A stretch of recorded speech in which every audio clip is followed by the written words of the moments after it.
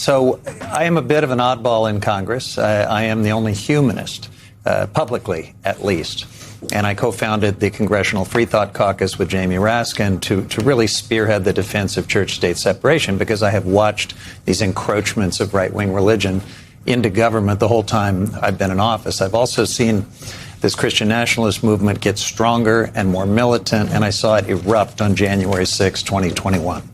What did you see on January 6th? I saw a profusion of religious extremism that I hoped would be a wake-up call for the country. I hoped they would see this movement for the threat that it is.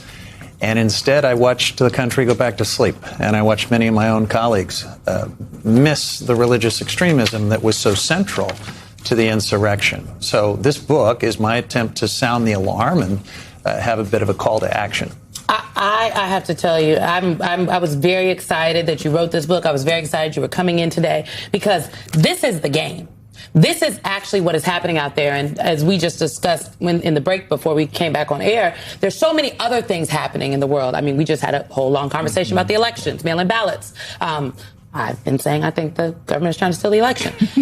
So it is easy for this to get lost. But this is an excerpt from your book.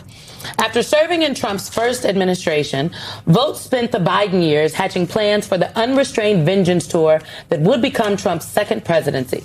Much of his post-constitutional philosophy was laid out in Project 2025, the authoritarian policy roadmap he helped write for the Heritage Foundation. To correct the problem of America being too secular, Vogt vowed Christian nationalist priorities would be plugged right in to a second Trump term. We see it. You can see it at the Defense Department, in the policies that the Defense Secretary has laid out. You see it in the administration. You see it in the things that the president himself is saying. You can see it in the Education Department. I'm using air quotes because they've gutted it. This is happening right now. Absolutely. Yes, you're referring to Russ Vought, of course, one of the Christian nationalist power players, a true believer. But he's not alone. You've also just covered Pete Hegseth. I think you're probably thinking about Speaker Mike Johnson, too, because he is a power player in this space. And there are many others. I profile many of them, not just as political figures, but as Christian nationalist power players, because they are pressing this agenda forward far more aggressively than I think most people realize. I think 1 in 3 Americans now identify as non-religious. I would think, and I think people would probably think that means that a theocratic movement would not be able to grow in that environment. You argue the opposite in this book, that as cultural dominance slips, the movement starts to radicalize, and a decline in that movement and people wanting to be a Christian or a Christian nationalist, it breeds desperation. That's right. And that creates a more dangerous environment. Yeah, that's the paradox. So since the early 1990s, our country has been getting less religious and more diverse, and that is threatening to folks who feel like their country is being taken away from them. It's a perception of lost status, and it breeds an extremism and a level of desperation that is really part of the militancy that drives this movement. How do you, when you're walking around in Congress, I think you said the Christian nationalist pastors are lurking like lobbyists on the Hill. Who's opening the doors and letting them in as they're lurking around and knocking on doors? Oh, they're in. Yeah. I think they've got a pass to come right on in. I try to take readers behind the scenes to see what I see every day, because in this chapter you're referring to, I call it the shadow theocracy. You really get a sense for just how entrenched this movement is in the customs and the routines and the institutions of our supposedly secular government. Yeah. I think that when we often talk about religion, I think that oftentimes the Democratic Party sort of cedes that conversation, if I will, to the Republican Party. And that's where we have seen evangelical Christianity really come to the forefront of the American conscience of what Christianity means. And Christian nationalism has played off of that in a politics that has been divided within the Republican Party of just how far to make Christian a dominant force within our politics. As you and your colleagues on the Democratic side of the aisle have had these conversations, are you urging individuals in the faith community to take a more active stance of what Christianity can look like in an alternative version of Christian nationalism? Christians are some of my best allies in this fight. So what we're going to need is a broad multi-faith, interfaith coalition if we're going to confront this threat, because it's much further along than most people realize. But I'm encouraged when I see people like Tallarico, Reverend Warnock, and others calling out Christian nationalism. They're doing it mainly from a faith perspective, and I'm rooting for them. But the point I make in this book is this is bigger than a debate about the gospel. I think they've probably got that part right. But this project is very far along. It is a serious threat. They're going to need all of us in this fight with them, and 35% of the country can't just wait on the sidelines for the good Christians to win the theological debate.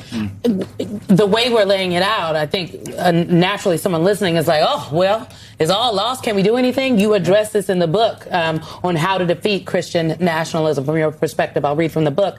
Indeed, it will be hard at this point to stop Christian nationalism from turning America into something unthinkable for most of us, something our Enlightenment era founders fought against and built constitutional walls to protect us from.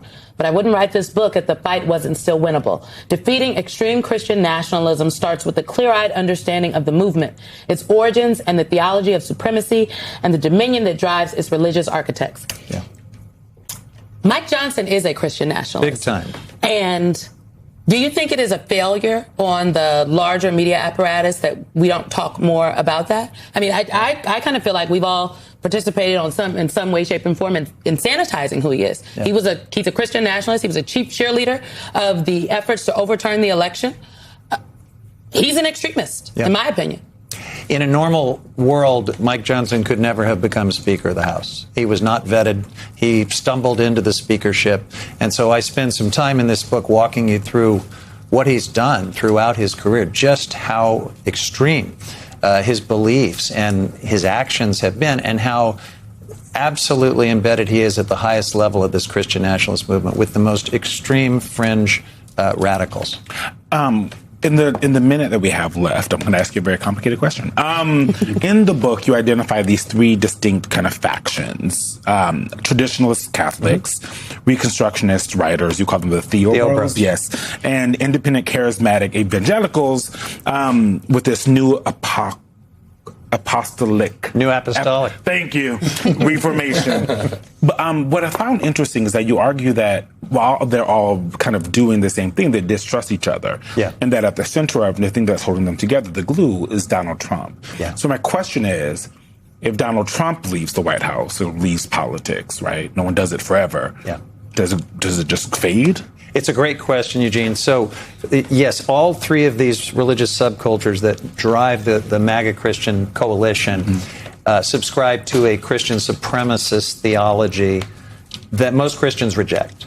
But it's all about their collision course with democracy, and it needs to be understood. I walk you through a lot of that in the book. Trump doesn't belong to any of these factions, of course. He's famously irreligious. But it kind of enables each of them to see him as their own instrument, their own guy. I think it's going to be harder for whoever succeeds him to pull that off, because all of the different folks in waiting belong to one denomination or the other. So all of the mistrust, all of the fissures and tensions between those three ascendant subcultures in the MAGA Christian Nationalist Coalition are going to have a hard time uniting around Trump's successor.